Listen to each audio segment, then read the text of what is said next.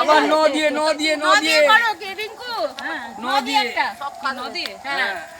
নয়ন সরসী কেন